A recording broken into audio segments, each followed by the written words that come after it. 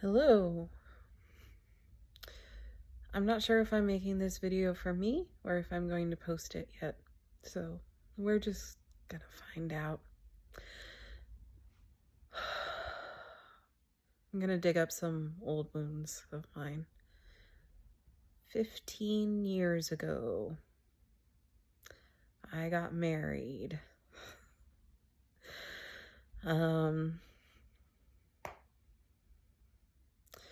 And I regretted that decision so much. I was married to him for 7 years.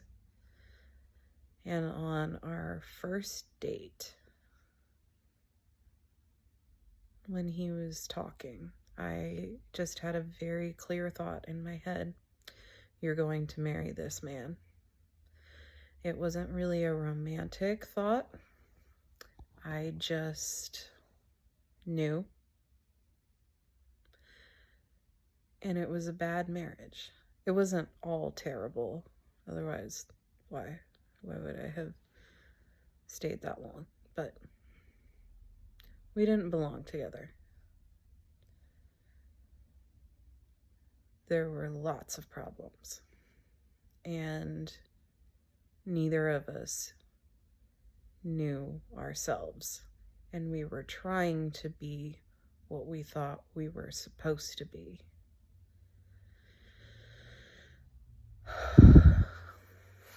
And during those 7 years, when I look back in my memory, it feels like dead space. It feels like I was not actually alive. And I was just a robot. I was just going through the motions.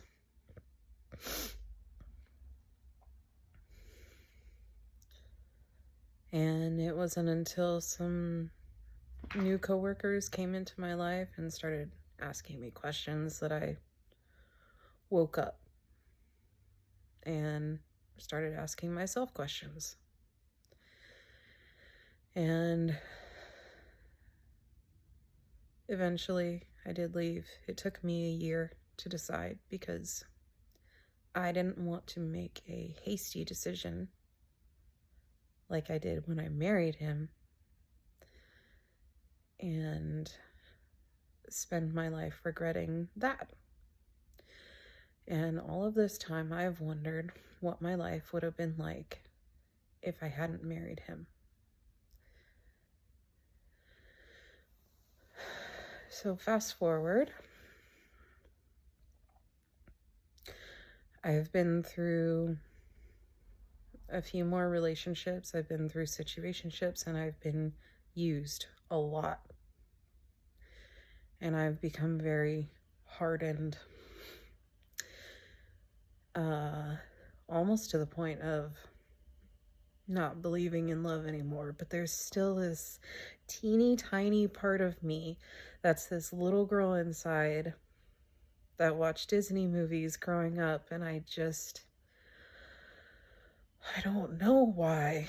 I have this unshakable belief that real, true love exists, and it feels silly to believe in it after everything that I've been through, but I do. I really do.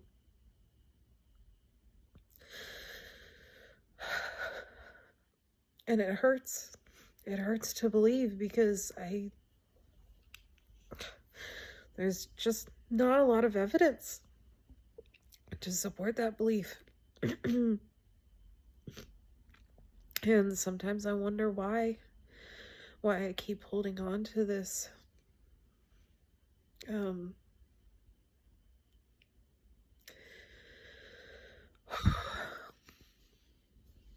And I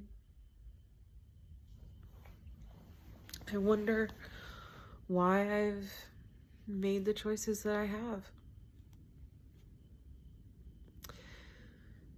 And I just rewatched that scene in The Matrix with the Oracle with the candy. And I had not thought about that moment on my first date with my ex-husband in years. And that is what came to mind. And I thought, I knew I was going to make that decision. I knew that it was going to be bad. Why did I still do it?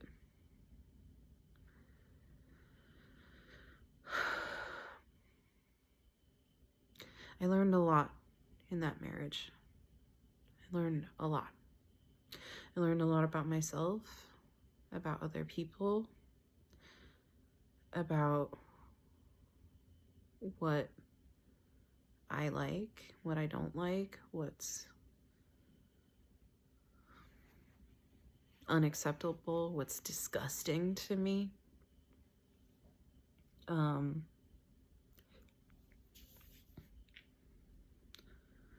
But also some things that I did like. You know, we were good buddies. And I miss that. And ever since I left him, I have villainized him. And I've thought he's a narcissist and he was trying to hurt me and doing all these things on purpose. And what I've come to realize is he wasn't trying to hurt me. A lot of times, actually, he was trying to love me. But he didn't love himself. And I didn't love myself. And so we were two people that hated ourselves. That were trying to love each other, but you don't know how. If you don't love yourself, you don't know how. You can love other people, but it's always going to come out of this place of self-hatred. And so loving people like that is always going to feel like a burden. And you are going to feel like a burden. Or not telling you how to feel. I feel like a burden. Because I have not known how to love myself. I wasn't taught how. I was taught how to put others first.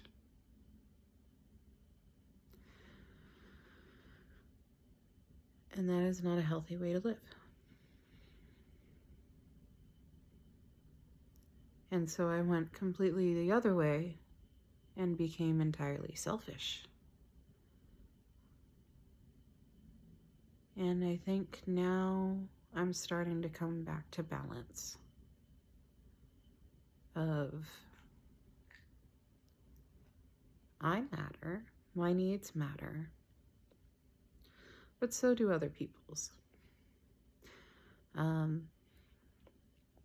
And I've started welcoming people back into my life.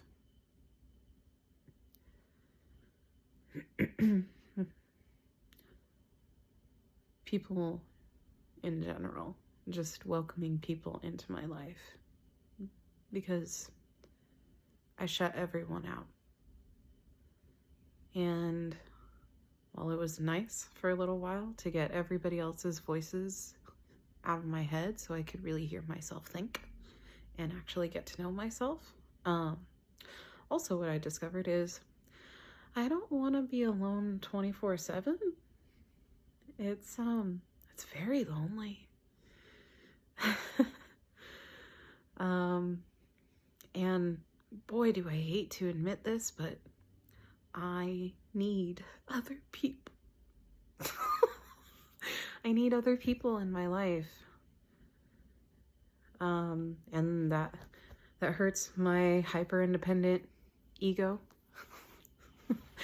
That thinks that I can be entirely self-sufficient and never need anyone. And this part of me that wants to hate everybody and everything. It makes me feel vulnerable. to need other people, to need help. And that's really scary for me because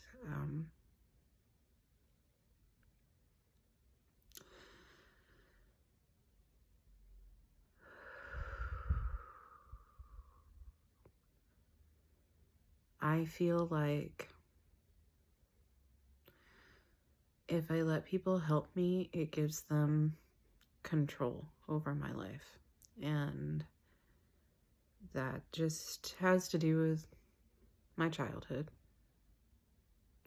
And that's just something I need to deal with. It is a hard thing to overcome. And I can feel in my chest that I've been holding very tightly to my independence. And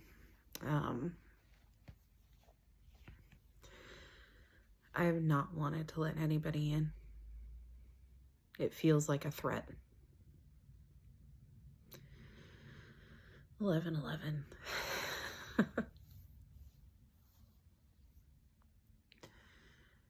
Other people feel like a threat.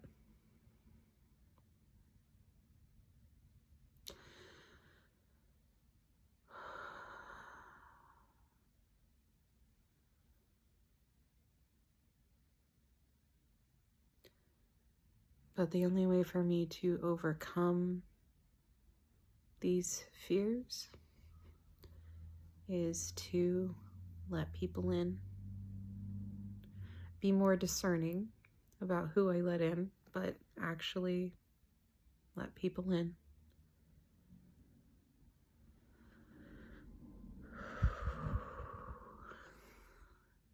And hope for different outcomes. And that is the scariest thing for me. And as I'm going through this process, I am seeing some of the familiar patterns that people have presented to me before. And it's taking it's taking a lot of courage. It's taking everything in me to not completely run away. Shut down and run away.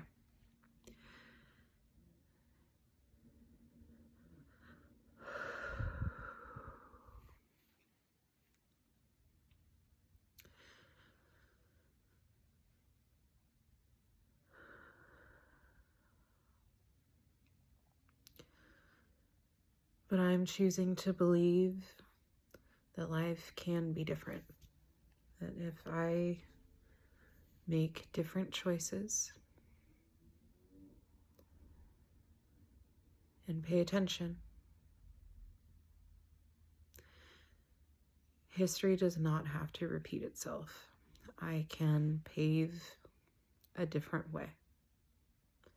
And it won't be perfect, because nothing ever is. But I think it can be better.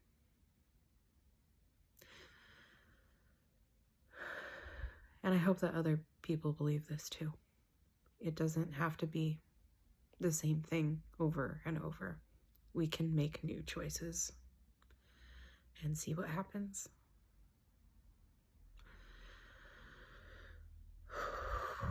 Okay. Well, let's see what happens.